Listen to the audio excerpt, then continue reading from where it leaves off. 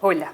Teniendo en cuenta que son los impuestos una de las principales fuentes de financiación del Estado y que son estos los dineros que organizaciones, familias, personas brindan al Estado para que el Estado pueda proporcionar una excelente calidad de vida y se convierten y puedan satisfacer todos los gastos de funcionamiento, vamos a exponer a continuación 5 impuestos principales que se determinan dentro de las categorías de departamentales y municipales.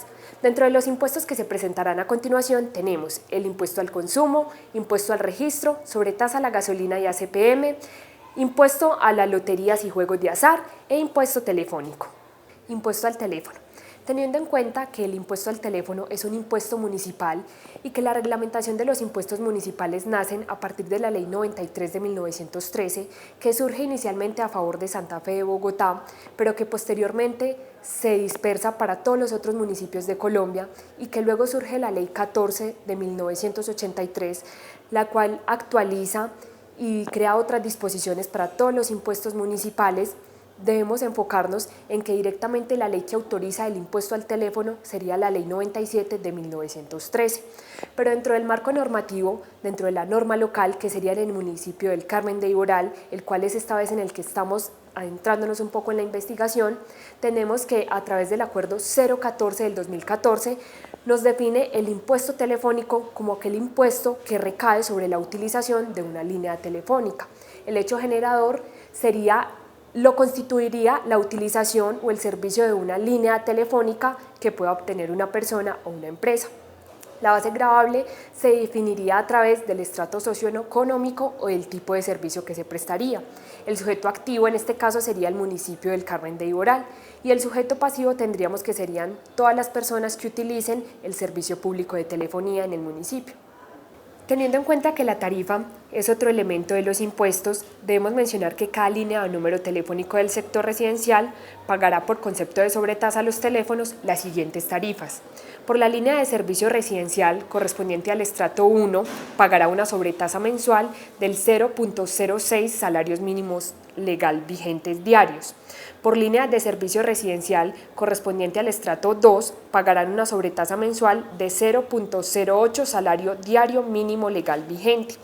Por línea de servicio residencial correspondiente al estrato 3 pagará una sobretasa mensual del 0.13 salario diario mínimo legal vigente. Por línea de servicio residencial correspondiente al estrato 4 pagará una sobretasa mensual de 0.25 salario diario mínimo legal vigente. Por línea de servicio residencial correspondiente a los estratos 5 y 6 pagará una sobretasa mensual de 0.39 salario diario mínimo legal vigente. Por línea de servicio del sector comercial pagará una sobretasa de 0.51 salario diario mínimo legal vigente y por línea de servicio del sector no residencial del sistema rural por cable pagará una sobretasa del 0.76 salario diario mínimo legal vigente. Por línea de servicio de otros sectores no contemplados en los literales anteriores, pagarán una sobretasa mensual del 0.25 salarios diarios mínimo legal vigente. Y tratándose de líneas de servicio especial y preferencial, tales como son asilos, orfanatos, iglesias y similares, pagarán una sobretasa mensual de 0.15 salarios diarios legales vigentes. Hay que tener en cuenta que dentro de las exenciones de este impuesto podemos mencionar que tenemos que las líneas pertenecientes al sector oficial del municipio del Carmen de Iboral serán eximidas del cobro del impuesto telefónico y que los intereses moratorios que se fueran a cobrar estarían originados de acuerdo al artículo 635 del Estatuto Tributario Nacional. El impuesto telefónico es de libre destinación y atendiendo a que es un impuesto directo y proporcional, el cobro y pago del mismo se hace mensualmente en la factura del servicio público. El valor es recaudado por la empresa autorizada, quien posteriormente hará la transferencia al municipio y el municipio se encargará de que este recurso tenga su libre destinación en lo que necesite. El impuesto de rifas y juegos de azar está autorizado por la Ley 643 del 2001 y el Decreto 1968 del 2001. Además, está regulada por la Ley 12 de 1932, la Ley 69 de 1946 y la Ley 33 de 1968. Según el artículo 5 de la Ley 643 del 2001, la ley predetermina que una persona en calidad de jugador realiza una apuesta o compra el derecho a participar a otra persona en calidad de operador, el cual le ofrecerá un premio en dinero o en especie, el cual ganará por estar predeterminado por el azar, la suerte y la casualidad. Apuestas permanentes o chance, en el cual el jugador, en formulario oficial, en forma manual o sistematizada, indica el valor de su apuesta y escoge un número de no más de 4 cifras, de manera que si su número coincide, gana un premio en dinero. Rifas. En el artículo 27 de la Ley 643 del 2001 se define como una de las modalidades de juegos de suerte y azar, el cual se sortean en una fecha predeterminada juegos en especie para quienes hayan adquirido boletas, emitidas en una serie continua y puestas en venta en un mercado a precio fijo por un operador autorizado. Juegos promocionales. Se definen en el artículo 31 como modalidades de juegos de suerte y azar, en los cuales operan empresas, establecimientos o entidades que se les ofrece un premio sin que para acceder al juego se pague directamente. Juegos localizados. Operan con equipos o elementos de juegos ubicados en establecimientos de comercio, a los cuales asisten los jugadores como condición necesaria para poder apostar. En estos juegos se incluyen los bingos, videobingos, máquinas tragamonedas y los operados en casinos y similares. Elementos del impuesto. Sujeto activo. Los departamentos y los fondos seccionales y distrital de salud. Sujeto pasivo. Se consideran dos clases de sujeto pasivo. En el caso sobre billetes, boletas de rifas y apuestas, lo regula el artículo 12 de la Ley 69 de 1946 y el literal C del artículo 3 de la Ley 33 de 1969. El sujeto pasivo es la persona responsable de pagar el tributo, sea el dueño o el empresario, que quiera llevar a cabo la actividad relacionada con el juego.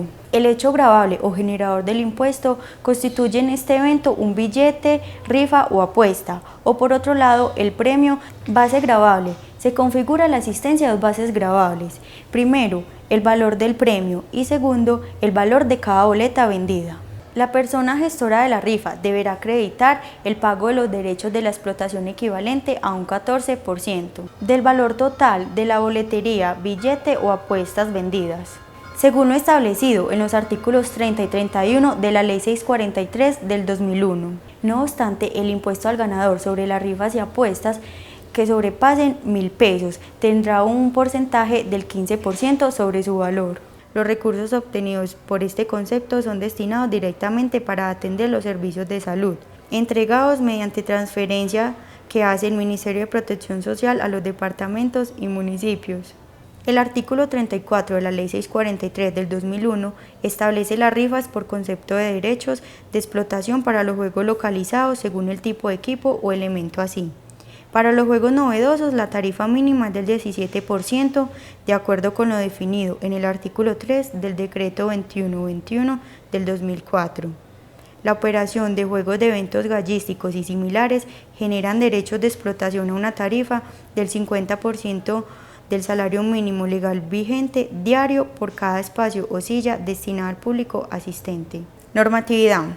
Ley 643 del 2001, por la cual se fija el régimen propio del monopolio rentístico de juegos de suerte y azar. Ley 1393 del 2010, por la cual se definen rentas de destinación específica para la salud. Decreto 493 del 2001, por el cual se reglamenta parcialmente el artículo 31 de la Ley 643 del 2001. Decreto 2121 del 2004, por el cual se reglamenta el artículo 38 de la Ley 643 en lo relativo a la modalidad de juegos novedosos. Decreto 175 del 2010, por el cual se suprime la empresa territorial para la salud ETESA, se ordena su liquidación y se dictan otras disposiciones. Resolución 7844 del 2010, expedida por la DIAN, mediante la cual se ordena la suspensión de términos procesales en actuaciones administrativas entregadas por la empresa territorial para la salud ETESA en liquidación a la Dirección de Impuestos y Aduanas Nacionales. La Ley 643 del 2001, en su artículo 41, señala que la declaración se debe presentar en los siguientes formularios. La DIAN ha dispuesto los formularios 320, que es el de la declaración de derechos de explotación y gastos administrativos, de juegos de suerte y azar, y el formulario 495, que es el de recibo oficial de pago de derechos de explotación y gastos de administración de juegos de suerte y azar. Para la liquidación, declaración y pago de los derechos de explotación, ha implementado un servicio informático electrónico para que los operadores concesionarios y autorizados puedan cumplir con esta obligación en forma virtual. El impuesto al consumo es un impuesto monofásico que recae directamente sobre el productor o importador de un bien que es gravado con este impuesto. Dicho impuesto recae directamente sobre el productor inicial, el cual cuando lo traslada o lo vende a sus clientes incorpora dicho impuesto como un costo mayor del producto, por lo cual el que resulta pagando el impuesto es el consumidor final. Un ejemplo muy claro, una productora de cigarrillos. Esta productora comercializa el producto, lo vende a sus distribuidores o a sus clientes que venden al dedal como un precio de venta más alto, y estos, cuando lo venden al consumidor final, incluyen el impuesto y lo cobran al cliente, por lo cual cuando el productor paga el impuesto al Estado no es directamente de su bolsillo, sino que lo paga el que está consumiendo el producto final. Quienes pagan realmente este impuesto somos los consumidores finales, pero obviamente el productor es quien se encarga de declarar y pagar el impuesto al Estado. ¿Cómo se causa este impuesto? Este impuesto lo debe causar el productor como un pasivo que luego debe ser pagado a la DIAN en forma de impuesto, pero el cliente o el consumidor no se percata de ese impuesto, pues este está integrado dentro del precio de venta como un costo más alto del producto, por lo cual las personas que adquirimos los productos no nos percatamos de los impuestos que estamos pagando, o por lo menos se vuelve invisible para el consumidor final. La sobretasa a la gasolina y a la CPM es un impuesto a nivel departamental y municipal. En ese impuesto juegan dos sujetos, el sujeto activo y el sujeto pasivo. El sujeto activo en este impuesto sería el municipio o el departamento, y el sujeto pasivo serían los grandes distribuidores de las gasolinas o los comerciantes de ese producto al dedal. Hay tres tarifas.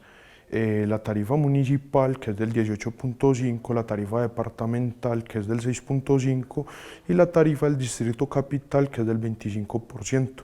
La base gravable para este impuesto es la cantidad de galones consumidas por el productor. Las finalidades que tiene este impuesto es es utilizado para mantener las vías estables. Se recauda y luego se vuelve a invertir en las carreteras, en las vías, en el mantenimiento y sostenimiento de los diferentes sistemas viales. Dentro de los impuestos departamentales encontramos también el impuesto al timbre, impuesto que tiene su fundamento legal en la Ley 223 de 1995, pero por tratarse de un gravamen de orden departamental también debe estar regido por una ordenanza, en este caso Ordenanza 062 del 2014, que hace referencia a la última actualización del Estatuto de Rentas del Departamento de Antioquia. Dentro de los elementos del impuesto de registro podemos encontrar como sujeto activo todos los departamentos del país de Colombia, pero en este caso sería el departamento de Antioquia. Como sujeto pasivo tenemos todos los particulares que hagan parte o sean beneficiarios de los contratos o providencias que vayan a suscribirse. Dentro del hecho generador tenemos que lo constituyen los documentos que contengan actos, providencias, contratos o negocios jurídicos en los cuales sean parte particulares o beneficiarios y que deban ser inscritos ante las cámaras de comercio o ante las oficinas de registro. Es importante aclarar que si un documento debe estar inscrito en ambas partes, Cámara de Comercio y oficinas de registro, solamente se cobrará el impuesto al registro por una sola vez sobre el total de la base gravable. Respecto a la base gravable, es importante aclarar que existen dos tipos de impuesto de registro con cuantía e impuesto de registro sin cuantía. El impuesto de registro con cuantía es aquel que se realiza dentro del contrato y se expresa una valoración en dinero de lo que va a valer la parte o el contrato o el negocio jurídico que se realice, mientras que en el sin cuantía no va a haber una valoración económica o en dinero. Por eso las bases gravables se constituirán por el valor total en el que aparezca en el contrato o en el documento que será sujeto de registro en las oficinas de registro o cámaras de comercio. Respecto a la causación del impuesto de registro, es importante anotar que dicha causación se da en el momento de solicitud de la inscripción en el registro. Las encargadas de recaudar dicho dinero serán las Secretarías de Hacienda departamentales y se harán por medio de trámites virtuales de las páginas de cada gobernación. Las tarifas del impuesto de registro serán las siguientes. Para actos, contratos o negocios jurídicos con cuantías sujetos a registro en las oficinas de registro de instrumentos públicos, un 1%. Para actos, contratos o negocios jurídicos con cuantías sujetos al impuesto de registro en las cámaras de comercio, 0.7%. En actos, contratos o negocios jurídicos con cuantías sujetos a registro en las cámaras de comercio que impliquen la constitución o el incremento de la prima en colocación de acciones o cuotas sociales de sociedades, 0.3%. Y para actos, contratos o negocios jurídicos que hacen parte del impuesto de registro sin cuantía sujetos a registro en las oficinas de registro de instrumentos públicos o en las cámaras de comercio, será un 4 salarios mínimos diarios legales vigentes. Dentro de las exenciones del impuesto al registro, encontramos que las matrículas mercantiles, su renovación, la renovación del Registro Nacional de Turismo y otros actos como actualizaciones y libros de comercio no estarán sujetos al impuesto de registro, puesto que no son considerados como contratos o negocios jurídicos documentales. Además, también tenemos otro tipo de exenciones como las siguientes: la inscripción y cancelación de las inscripciones de aquellos actos o providencias judiciales y administrativas que por mandato legal deban ser remitidas por el funcionario competente para su registro, cuando no incorporan un derecho apreciable pecuniariamente en favor de una o varias personas. Otra exención tenemos los actos, contratos o negocios jurídicos que se realicen entre entidades públicas.